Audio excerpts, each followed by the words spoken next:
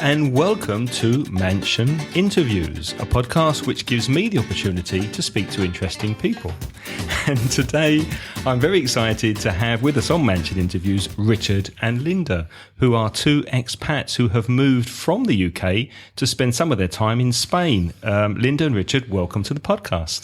Thank you, Craig. Hello, and thank you. Hello.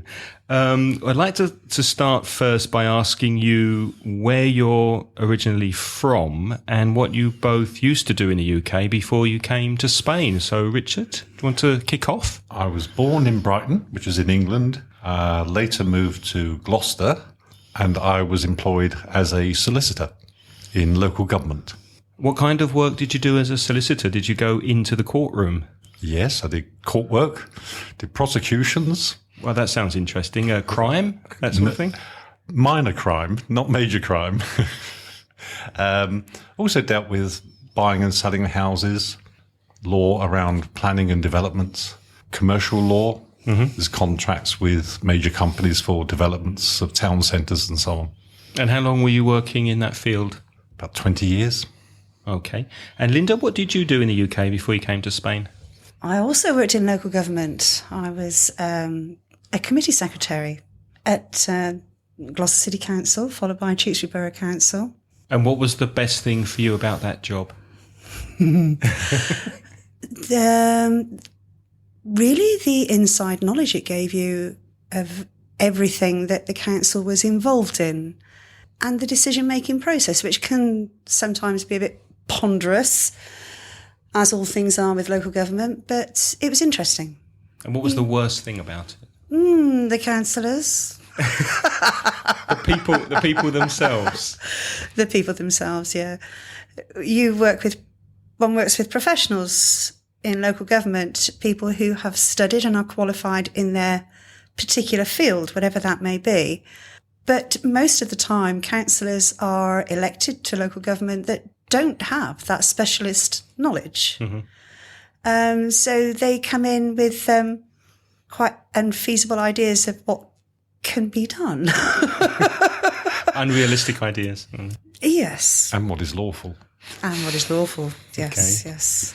I think we better leave it there. So, Richard, Richard, when did you and Linda first decide to come to Spain? How long have you been living here? 9 years now. We decided to come to Spain 12 years ago, and a year before we came out to Spain, I told Linda's boss we were moving to Spain before I told Linda we were moving to Spain. So Linda had to retire early and join me in Spain. Wait a second. You told Linda's boss that you were planning to move to Spain before you'd actually agreed it with your wife? Indeed. Can you explain why? I think I got to a point where I was ready to go and had been ready to go for a number of years. And Linda was quite happy to continue for a while. And I thought, well, if we carry on in the UK, we may never move to Spain. So I made an executive decision. I told her boss, and here we are. How did you feel about that, Linda? It's somewhat taken aback. Surprised? But no, I think we could have sort of pottered on quite happily for a while without doing anything positive. So no, Richard was right to take the lead and say, no, we're going to do this and we're going to do it now. Bearing in mind he'd already been retired for 7 years, waving me goodbye every morning. And no, the time was right. He was correct. The time was right. All right. So it sounds like it was very much your decision and your initiative, Richard. So why Spain? Why not Italy or France? Well, the main plan was the south of France. And then Linda forcefully told me one day that it actually gets quite cold in the south of France in the winter. The idea was to get away from English cold weather, of course, in the winter. And so she convinced me to come to Spain. And we started our search in the Costa del Sol, and we were very keen on going there until one day we came up to visit a friend of the family and we discovered Moreira. And we fell in love with the place. And so we decided to move here. Can you explain for the listeners where Moreira is in relation to other cities that they might know? Because we have got some listeners in Central and South America. So it's on the coast. It's on the It's on the eastern coast of Spain, roughly between Valencia and Alicante. And Linda, when you first came here to live, what was the hardest thing about making a life here? What did you find the most challenging thing about living outside of the UK? I've got to be honest, I didn't find much challenging about Spain. I loved it from the moment we got here. The hardest thing for me was leaving the family behind. Everything else was easy sailing from that. Mm-hmm. It's such a beautiful place. Did you take Spanish lessons before you came? Richard was the one who took the Spanish lessons. I used to wander around with my Collins phrase book in my bag, trying to sort of just bumble along as one does, which was fine. I thought I was doing really well when I was asking questions or directions in Spanish. The only problem was when somebody spoke back to me. I had the same problem. You don't understand, do you? You get the question right and then... fast. It's so fast. I felt like I was being verbally machine gunned. And that was quite hard. But to be honest, living where we do, most people speak English, mm-hmm. which made it very easy for us. And after a while, we found that even though we were asking the questions in Spanish and hopefully getting it right, they were responding to us in English anyway. Yeah, they're very friendly. And I think most Spanish people feel the same when they're learning English, that they go to the UK after studying English for about 9 or 10 years, and then they can't understand the answers they get when they ask a simple question. Mm. So I think they can sympathise with you. Yeah, regional accents are very strong mm-hmm. in England. Which part of the UK were you living in before you came? Gloucestershire. Gloucestershire. Which has a very strong regional accent. But So is there anything that you miss about the UK, apart from family? I would say family first and foremost. But the advantage of living in Spain is it's not a long trip back to the UK. And we're fortunate enough to be able to go over there as and when we choose to go over there. And we catch up with the family and friends when we're back there. We certainly don't miss the weather in England. We miss, as well as family, some of our friends. And in my case, I miss the English beer.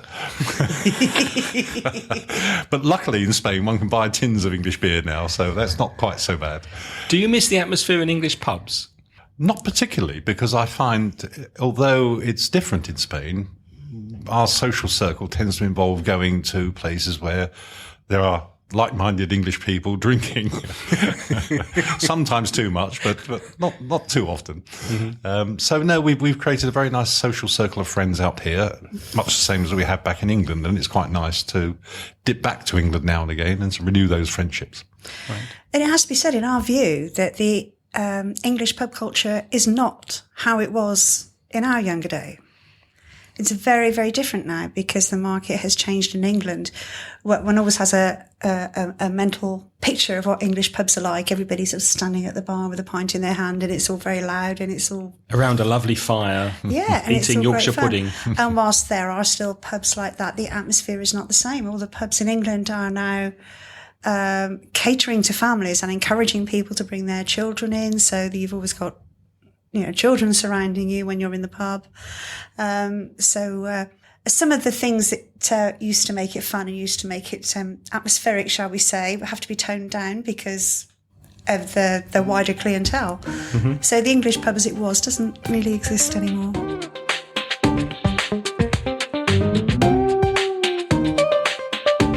So we mentioned before that we're in Morayra, which is sort of halfway between Valencia and Alicante. Richard, it's someone who's never been to this area, how would you describe it to somebody who's never been here? Paint a picture for us. I shall try my best. It's a lovely small town on the coast, no high-rise development, quite traditional and yet modern in parts. It's very easy to get around. You can walk through the town within 10 minutes. Parking is easy. Driving is easy. It's just a very nice part of the world to be. And the one thing that amazed me when we first came here was just how green it was. We had travelled across parts of Spain that were quite dry and arid, but we came to this area, Morayra, and it's very green all the year round. Temperature's mild. It's a very pleasant place to be. It has 3 or maybe 4 small beaches. Each are quite distinct and different in their way. I prefer the smaller beaches, the quieter ones. Linda likes the larger one with the family and children running around and kicking sand in your face. I prefer a quieter existence on the beach. Why do you prefer the larger beaches, Linda? Oh, I'm a people watcher. Me too. I love it. I can Me sit on a too. beach all day and watch what's going on. Richard goes to a beach and expects a 3-metre exclusion zone all the way around him. I don't. I love to be a part of it. I love the noise. I love to watch the kids. I love to watch the young people. I think it's fascinating. What's to be bored on a beach? I know you can It's watch great. people for hours. They're fascinating. Absolutely. So what advice would you both give to someone moving to Spain from the UK? Preparation, preparation, preparation. We spent quite a long time investigating the market before we came, researching our area, having a very clear criteria about how we wanted to live and where we wanted to live. We always say that we have to be able to walk out of our front door and be able to get a newspaper, a pint of milk and a pint of beer. We don't want to have to get into the car for everything that we do. So Right. we like the fact that everything is so easily accessible from where we live. And it may sound ridiculous, but a big thing for me is I had to have British TV. Our friends down on the Costa del Sol can no longer get the satellite. They're completely cut off. We're fine. We're here. We have our Sky. BBC One. I'm okay. Anything to add to that, I would Richard? add that get a good Spanish lawyer For buying property? for or- buying the property, so you get the best advice. There are English firms around, but I would say go to a Spanish lawyer. They're no more expensive, and they've been here and they're well established and they're well connected, which helps. And they probably know the market a lot better as well. Indeed, and what to look out for. And there's one thing I'd like to ask you, because I'm curious before we move on. I'm interested to know, because you have a background in law, do you find yourself looking into Spanish law for various reasons? For example, when you bought the property or other things that have happened since you've been here, do you have that curiosity to look into the bits of Spanish law that maybe differ from the UK? Or do you put it in the hands of other people and you try not to let it bother you? I think that in England, there's a saying: a lawyer who engages himself to advise him is a bad lawyer. You always, if you instruct a lawyer, you engage them, even though you're a lawyer yourself. You're paying them to give you good advice, and they're giving you good advice. So you leave it to them and you don't interfere. Leave it to them. They're specialists in their field, in their country. But is that curiosity? Is there a curiosity from Of your? course there is, inevitably. But the laws are slightly different. Some of it's frustratingly different. But Can you said give an that, example? Well, no, I can give many an example of frustrating Spanish law. But the good side is it's quicker to buy a property in Spain. It's surprisingly slow in England. And yet they've had a defined English conveyancing law system for centuries. And yet it's slower than to buy a house in England, and probably more complicated than it is in Spain. So there are certain aspects of Spanish law that are sensible. There are certain parts of it I don't understand, like the division of responsibility between the police and the Guardia Civil and the town hall. Those is quite difficult to know to whom to go if one has a problem sometimes. But generally speaking, I think my my legal brain retired some years ago. You left that part I've of left that your life part back in the UK. behind. Yeah. I think that's probably a very wise decision.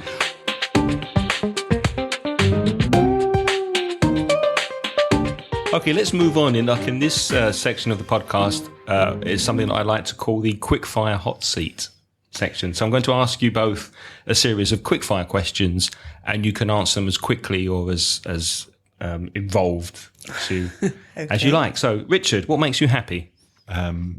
Living here and being with my wife. Linda?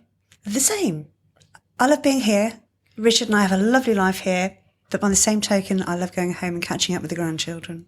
What annoys you? Being served in Spanish shops and somebody comes in and just starts talking over my shoulder to the person who's serving me. That annoys me. But on the whole, Do you not a react? lot. Do you react? I've been known to take a sharp breath, but I don't think I'd be on the winning side of any verbal exchange because my Spanish isn't good enough. Richard, we had a short conversation yesterday about something that annoys you in Spain. Are you going to share that again, or are you going to choose something else? I would if I could remember what it was. Queuing. Oh, queuing in Spain, yes. Tell us about queuing in Spain. Well, I'll tell you about queuing in Britain first. Queuing in Britain is very formal. One joins the end of the queue, one waits one's turn. Even if there's only one person there. Of course. And eventually one gets served. But we Brits are patient, if nothing else. I do get frustrated when I've been standing there for 5 or 10 minutes and somebody will come in inevitably and try to barge in and get served first. Barge in would be like push into the front of the queue. Or I may be queuing, getting some advice somewhere in the bank, for example, and someone would come in and shout across my shoulder at the man sitting at the desk and expect to be answered. And what's your reaction to that? My reaction is one of anger.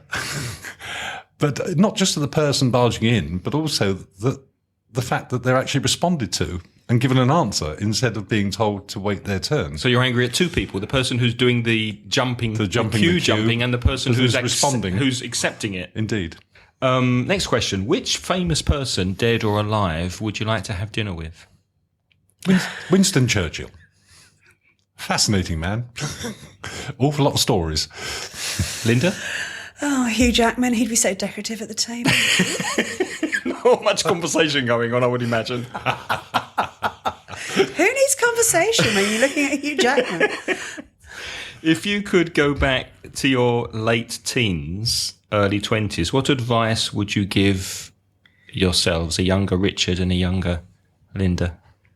I think in my case, I would persuade myself to go to university. I never did. I studied hard later on and made up for it. But I just feel that life would have been slightly easier had I gone there in terms of progression. Would you have studied law? I don't really know what I would have studied at the time. When one leaves school, one isn't really sure where one's future lies. So I think I fell into the law. I got a job that took me inevitably in that direction.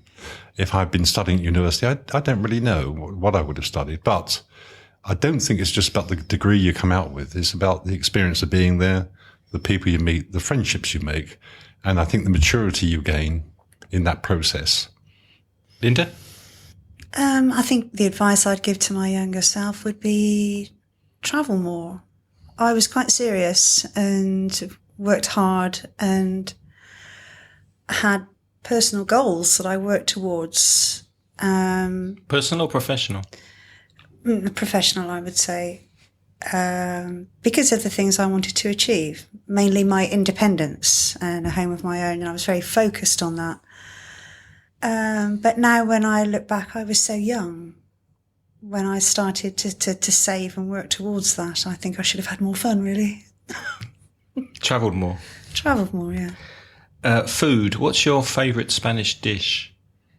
Paella. Fish or meat? I prefer the meat. Gazpacho. I can't even say it. Gazpacho manchego. How do you order it? Gazpacho manchego. There's a restaurant called La Horta by a place called Guadalest, which is up in the mountains. Beautiful fortress town at the top of a mountain. And just below that, with wonderful views down to the sea, is a restaurant called La Horta. And they do gazpacho manchego, and it is just wonderful. And that is my favourite dish. But I hear you've got a sweet tooth. You like desserts. I have an incredibly Any sweet opinions on Spanish desserts? Because I don't think they've got a great reputation. Well, deservedly, they do not have a good reputation. What's your favourite English dessert? Or non-Spanish sweet? It would have to be fresh cream strawberry gatto. Is my favourite dessert. And I find that is where Spanish sweets are lacking. They are, aren't they? They don't make good cake here. It's the consistency of it is wrong. And of course, because of the weather, it's not fresh cream, it's artificial cream. So you walk into the shop and there's these wonderful confections and they really get the taste buds going. You think, oh, that's wonderful, because you have a taste memory of what that should taste like if it was English. You buy it, you get it home, and you stick the fork in, and it's such a disappointment. I agree. Absolutely. It just doesn't work. Where would you go in a time machine? You can go forwards or backwards in time. Any period in history you'd like to visit? Are you curious about the future? No, I'm not curious about the future. The future will take care of itself. But there are periods in history that I would love to visit. Choose one. Oh, medieval, when English castles were occupied as they should be. With the peasants outside and the rich nobles inside. Yes. But to see them operating as they were meant to be, instead of these ruins that we go and visit now. I'm a haunter of ruins and old buildings. I love them. To see it alive and working, British Castle as it was in its day, or even the Spanish Alcazabas, there's some beautiful ones here.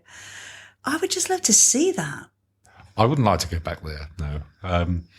I think predominantly because 99% of the people were serfs and had to work hard and got very little reward for that. So I'm actually quite happy to start where I started. Thank you very much. I had the good fortune of being born just after the Second World War, and my generation has not experienced a war conflict. And probably for the first time in, many, many centuries, there was no war involving a generation or two in England. And I think that's a good time to live through. Plenty overseas, but none actually. Absolutely. Nothing affecting us at home. Spain had its civil war, which was disastrous. And I doubt very much whether anybody that lived through that would want to go back through it again. So I wouldn't want to go back to any earlier. I might have been fighting a war or clearing out the pigsty. I'm quite happy to start where I started. Thank you. If you could change something about your character, what would you change? I actually quite like who I am. Well, that's a wonderful answer. Shall we leave it there? I like who she is as well. I just wish I could agree with everything she says. As a man, you should do, Richard. Finally, one thing: if you were to tell somebody about yourself, what would one thing that you could tell them that they would find difficult to believe about yourselves? Something that would surprise somebody who doesn't know you particularly well. I'm a qualified motorcycle instructor. You're a qualified motorcycle instructor? Yeah. I know you love cars, but I didn't realise you could teach people how to ride motorbikes. In England, road training on a motorcycle used to be voluntary, and the RAC used to run the motorcycle training systems before the government. Is the Royal Automobile Club used to run the motorcycle training schemes across the country before the government brought in CBT, which is compulsory basic training. They have that here in Spain. But in my day, it was the RAC, and I was an instructor. Then we used to provide the training on evenings and weekends. So did you used to ride big bikes like 1,000, 1,200 cc? No, not 1,200, but I have ridden a Goldwing 1,000. Wow. Richard, anything surprising you'd like to share? No, I have no dark secrets. And if I have, I'm not telling you. They don't have to be dark.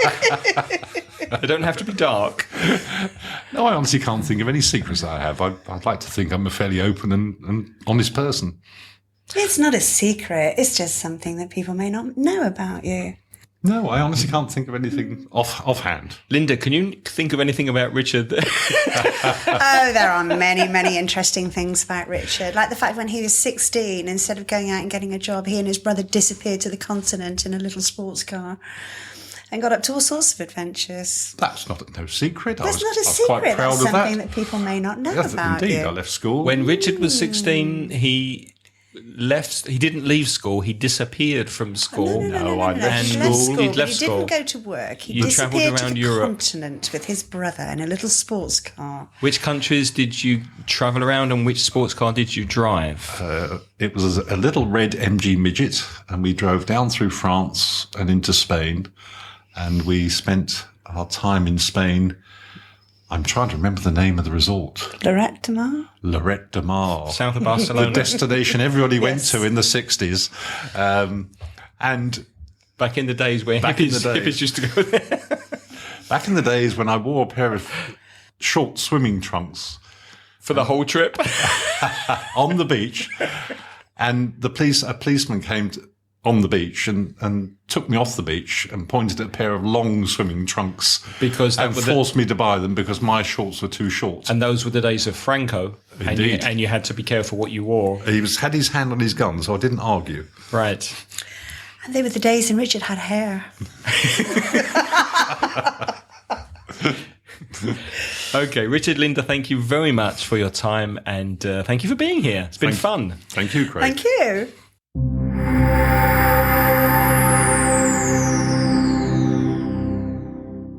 Richard and Linda, really, really nice people. And great to have them on your team if you happen to be doing a pub quiz.